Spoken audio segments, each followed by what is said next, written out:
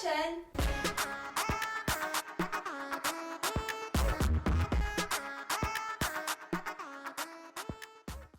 Aujourd'hui on se retrouve pour une nouvelle vidéo qui n'était absolument pas prévue. Mais bon, vu que les gens veulent que m'énerver, et ben me voilà. Je suis là et je suis pas contente du tout. Vous pardonnerez mes cheveux, on dirait j'ai un nid sur la tête, ok je suis d'accord, mon visage, tout ça. Comme je vous ai dit, c'était pas du tout une vidéo prévue. Là je parle vraiment à chaud parce que je vais vous parler d'un sujet important et d'un sujet grave. Donc je pense que vous pouvez passer outre mon faciès. Je suis pas là pour faire la belle, donc on s'en fout. Qu'est-ce qui s'est passé? Alors, il y a quelques jours, j'étais sur Twitter, comme d'habitude, je passe ma vie sur Twitter. D'ailleurs, on a dépassé les 10K abonnés sur Twitter, merci beaucoup. Je vois l'extrait d'une vidéo qui m'a fortement choquée, blessée et très énervée. Donc, on va parler de cet extrait-là. C'était le jeudi 1er juin, je crois, hein. Ouais, je crois que c'était le 1er juin, bref. C'était en tout cas sur le plateau de On n'est pas couché. Je ne regarde pas trop cette émission. Enfin, moi je regarde pas trop la télé parce que les émissions télé, je trouve que c'est médiocre la plupart du temps. Et ça, c'est encore une preuve que c'est médiocre. Donc bref, c'était sur le plateau de On n'est pas couché. Donc je vais vous mettre l'extrait juste après. On va parler de l'auteur, la journaliste. Je crois que c'est une journaliste, hein. Bref, on va parler de... En tout cas, je sais que c'est une auteure. Christine Angot, et des propos polémiques et extrêmement choquants qu'elle a eu au sujet de l'esclavage. Donc je vous mets l'extrait justement.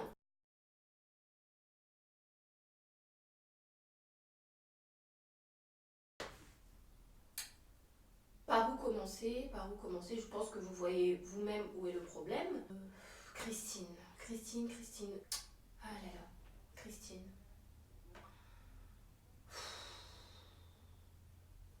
Ça m'énerve en fait et je vais essayer de me canaliser parce que je vais partir dans tous les sens. Mais ça m'énerve vraiment les propos que tu as eu. Ah oui, parce que vu que tu as craché sur la mémoire de mes ancêtres, sur la mémoire des ancêtres de millions d'afrodescendants, je pense que je peux me permettre de te tutoyer. Enfin, voilà. Les propos que tu as eus sont vraiment extrêmement choquants, blessants et très graves. On va décortiquer petit à petit, hein, parce qu'il y a tellement de choses à dire. C'est parti. Donc je vais prendre mon petit ordi. Alors, avec cette histoire de concurrence des mémoires qui serait une chose vraiment, c'est terrible, il ne faut pas qu'il y ait de concurrence des mémoires, tout ça c'est pareil, tout le monde a souffert et les souffrances sont toutes à égalité, à force de vouloir indifférencier les uns et les autres, eh bien ça conduit à l'indifférence en fait de ce qu'a vécu un groupe de personnes ou une personne en particulier.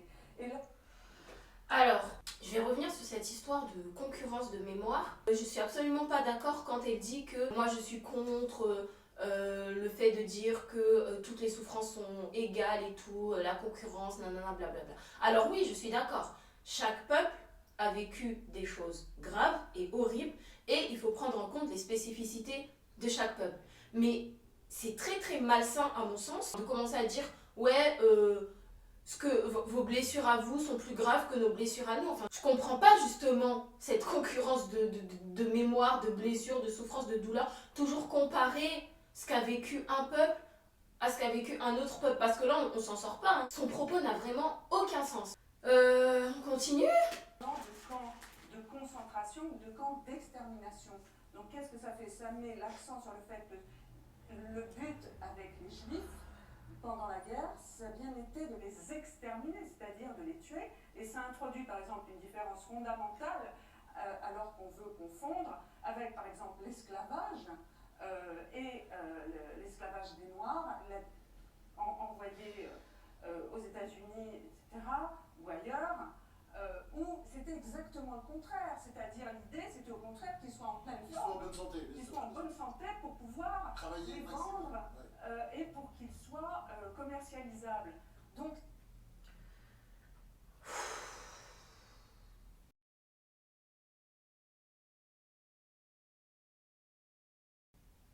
bon, là on en arrive aux propos choquants. En fait, franchement, je sais même pas par où commencer. Genre, tellement, c'est un truc qui m'énerve.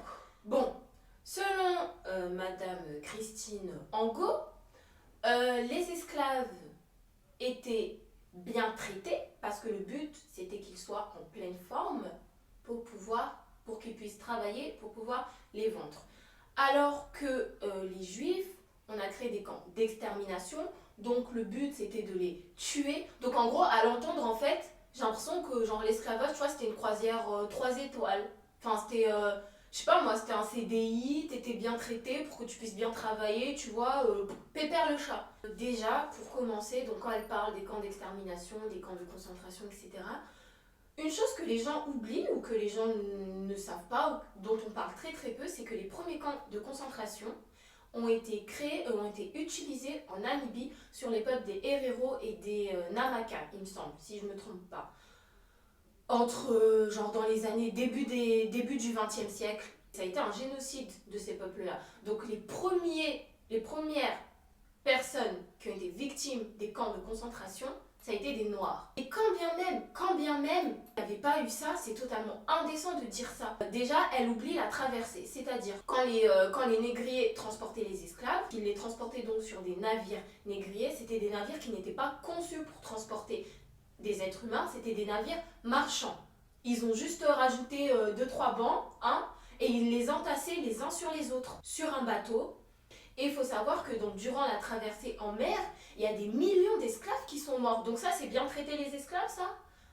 Est-ce qu'il n'y a pas un problème quelque part? Vous vous rendez compte, sur 14 millions à peu près, si vous avez des chiffres précis, bien sûr, n'hésitez pas à me les donner. Dans les 14 millions d'esclaves qui ont été transportés, il y a à peu près 9 millions qui arrivaient à bon port. C'est-à-dire, il y a des millions d'esclaves qui mouraient sur le chemin entre l'Afrique et les États-Unis ou les colonies. Est-ce que ça, tu peux dire qu'ils étaient bien traités? Et encore une preuve que vraiment, ça a été un truc... j'ai même pas de mots en fait. J'ai même pas de mots pour exprimer mon ressenti actuel. Mais il y a des recherches récentes qui ont été faites qui montrent qu'en fait, la population de requins donc, a migré dans l'océan Atlantique, c'est-à-dire que la population de requins qui se retrouve actuellement dans l'océan Atlantique, elle a doublé ou triplé, je sais plus. À cause de ça, tellement il y a eu de corps qui ont été jetés à la mer que pour les requins, ça devenait leur principale, on va dire, source de nourriture. Et donc, ils ont tous migré dans l'océan Atlantique. Est-ce que avec ça, tu peux avoir le genre de propos qu'elle a eu? C'est totalement... j'ai même pas de mots en fait, c'est même pire qu'indécent. Ensuite, quand elle dit, parce qu'elle utilise des termes très très vagues, hein, parce que quand elle dit pour être emmenée aux États-Unis et ailleurs, le ailleurs, c'est la France. Il n'y a pas que les anglo-saxons qui ont participé à l'esclavage, parce que la France aime bien oublier son rôle aussi là-dedans. Sauf qu'il ne faut pas oublier que la traite négrière, ça a débuté avec des envois donc aux États-Unis et dans les colonies françaises, notamment dans les Caraïbes. Il ne faut pas se dédouaner de ça, ça c'est la France. Donc quand elle dit et autres, pourquoi tu n'utilises pas les termes précis et tu ne dis pas la France? Il ne faut pas oublier que c'est en France qu'on a élaboré le code noir. Le code noir qui spécifiait qu'un esclave qui tente de s'enfuir et tout, on lui coupait les mains, on lui coupait les oreilles. Ça c'était bien traité ça. Enfin, je veux dire, au bout d'un moment, c'est totalement de la mauvaise foi et du négationnisme. Et je pense même que le négationnisme, c'est puni par la loi. Parce que cette dame, elle est très intelligente. C'est une auteure, elle a fait des études, elle sait très très bien ce qu'elle dit. Faut pas dire que ouais, elle est bête, elle est ignorante. Non, non, non, non, non, ça c'est fait exprès. Moi je vous dis, soyez pas dupes, hein. Faut pas être dupe ici dans ce monde-là, faut pas être dupe. Tout ça c'est fait exprès. Elle connaît très bien, elle connaît son sujet. Ça c'est du négationnisme qu'elle fait. Et c'est pas normal. Donc en fait, ici, le seul problème, c'est toi avec ces propos choquants qui crachent sur la mémoire de nos ancêtres et qui nous blessent, nous, afrodescendants. L'esclavage, ça a duré 400 ans. Et je parle même pas des conséquences ensuite qu'il y a eu avec la colonisation et des conséquences qu'il y a à l'heure actuelle. Donc venir dire ça en 2019 sur un plateau télé, et sur le plateau télé, tout le monde acquiesce, personne ne dit rien et tout le monde est d'accord avec ses propos, ça va pas. Ça va pas. Il y a vraiment un problème en France. France. Je suis désolée, il y a vraiment un problème. Et puis après, ils vont pleurer, ouais, et tout, pourquoi les gens disent que la France est raciste et tout. Mais regardez qui vous invitez sur vos plateaux télé. Regardez à qui vous donnez de l'exposition, à qui vous donnez de la lumière, quel genre de propos vous permettez aux gens d'avoir sur une émission qui va être regardée par des milliers de personnes. Des millions de personnes même. C'est vraiment une vision raciste qui considère que l'exploitation de masse, en fait, ça normalise l'exploitation de masse, en fait. Parce que pour elle, le génocide, c'est l'acte ultime de la barbarie, c'est un degré plus élevé que l'exploitation de masse. En fait, pour vous expliquer, c'est comme si elle disait non, mais de toute façon, c'est pas grave, hein, parce que les Africains, on voulait juste les exploiter, ils étaient considérés comme des meubles et tout, donc c'est pas grave. Mais les Juifs, on voulait carrément les tuer, donc c'est pire. Mais est-ce que vous vous rendez compte de la teneur du propos? Non, mais c'est pas possible, je suis désolée, c'est pas possible. Tu peux pas dire ça. L'esclavage, c'était un génocide. Quand vous regardez les millions de morts qu'il y a eu, je le répète encore, sur les bateaux et tout, il y avait au moins 35%, c'est énorme, 35% des esclaves qui mouraient en mer. C'est quand qu'on va commencer à nous respecter en fait? C'est quand qu'on va commencer à nous respecter? Faut taper un peu du poing sur la table, là c'est plus possible, on peut pas tolérer ce genre de propos. Et justement, si vous voulez agir concrètement, je vais vous mettre en barre d'infos le lien de la CSA. Vous pourrez signaler ces propos et en fait, ils vont vous demander le moment, etc. que ça s'est produit. Vous mettez 1er juin à 20h30. C'est hyper facile à faire et je vous invite vraiment à le faire, que vous soyez noir ou que vous soyez pas noir, parce qu'on ne peut pas laisser passer ce genre de propos. Ce sont des propos racistes, ce sont des propos négationnistes, ce sont des propos très très graves et c'est des propos qui crachent sur ce qu'on a vécu, sur les souffrances de nos ancêtres, sur notre histoire en fait. On ne peut pas laisser passer ça. Donc je vous invite vivement, mais vivement, à signaler ces propos avec le lien du CSA que je mettrai en barre d'infos. J'ai vraiment parlé à chaud, j'ai vraiment parlé... C'était pas du tout une vidéo structurée, c'était pas du tout... Voilà. Donc j'ai peut-être été un peu confuse dans mes propos, mais je pense que vous avez compris le principal. Et je pense que rien qu'en voyant l'extrait, vous avez compris le problème, il vient d'où. J'avais vraiment besoin de me libérer en fait.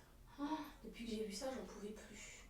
Je vais m'arrêter là, hein, j'ai pas plus à dire. Je t'invite à me suivre sur mes réseaux sociaux où je suis très active sur Twitter et sur Instagram, surtout sur Twitter, où on pourra encore continuer à parler dessus, on pourra polémiquer et on pourra avoir la suite de l'affaire du coup. La prochaine vidéo que je vais faire, sur laquelle je suis en train de travailler, je suis trop contente parce que c'est une vidéo sur le féminisme et l'islam. C'est une vidéo qui me tient hyper à cœur. Du coup, j'aime trop cette expression, mais c'est vrai en fait. J'ai appris tellement de choses en l'écrivant, en travaillant dessus, donc j'ai hâte de la tourner, j'ai hâte de vous la sortir. Je vous fais de gros bisous et je vous dis à la prochaine vidéo. Bisous!